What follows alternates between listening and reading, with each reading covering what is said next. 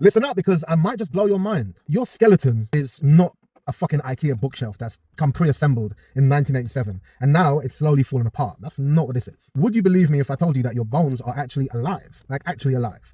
They have a blood supply. They're doing shit right now whilst you're watching this video. They're having meetings. They're making executive decisions about resource allocation. And right now, they're looking at your life going, well, I guess we don't need to be strong anymore because this motherfucker hasn't lifted anything heavier than a laptop for 4 years. Do you know what your bones do when you lift heavy things?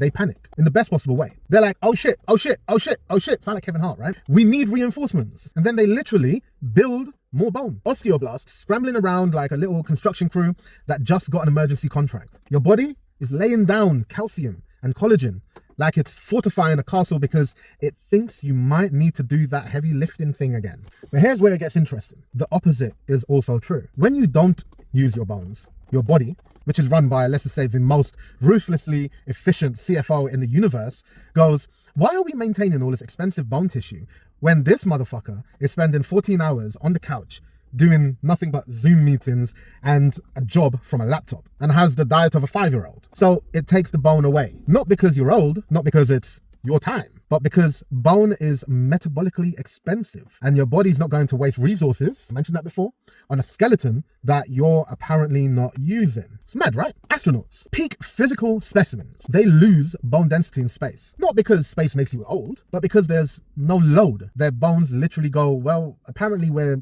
decorative now, and starts dismantling themselves. Bed rest patients, same thing. The old woman who fell and broke her hip and now shuffles around afraid to move, her bones are literally getting weaker by the day because she stopped asking them to do anything. Here's a little mini story. I'm training a fairly new client and she was telling me that her next door neighbor fell over and she just heard this guy screaming for help, help, help. So they went over, helped him up and took him to the hospital. Okay, fine. Few sessions later, she's updating me about this guy. And apparently this guy had a hip replacement.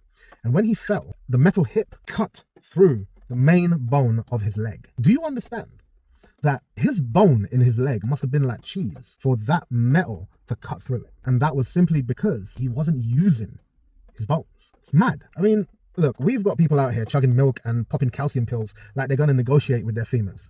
Please, Mr. Femur, take this calcium tablet and stay strong, even though they haven't walked up a flight of stairs with any kind of intent since 2019. I got news for you. Your bones don't want your calcium fucking bribes. They need load. They want you to pick something up heavy and put it down repeatedly like your life depends on it, because it kind of does. You think osteoporosis is just something that happens to old ladies? Wrong. It's something that happens to people who spend decades treating their skeleton like a coat rack instead of a living system that desperately needs mechanical stimulation to maintain itself. Here's the inspiring part, and I need you to really listen to this, please. It's not too late. Your bones will respond to load at 30, at 50, at 70. Bone remodeling doesn't retire. That 80-year-old that started lifting weights, their bones start building again. Because bones are not loyal to the past. They're responsive to the present. They don't care that you wasted your 40s sitting down. They care about what you're doing today. You want strong bones when you're 80?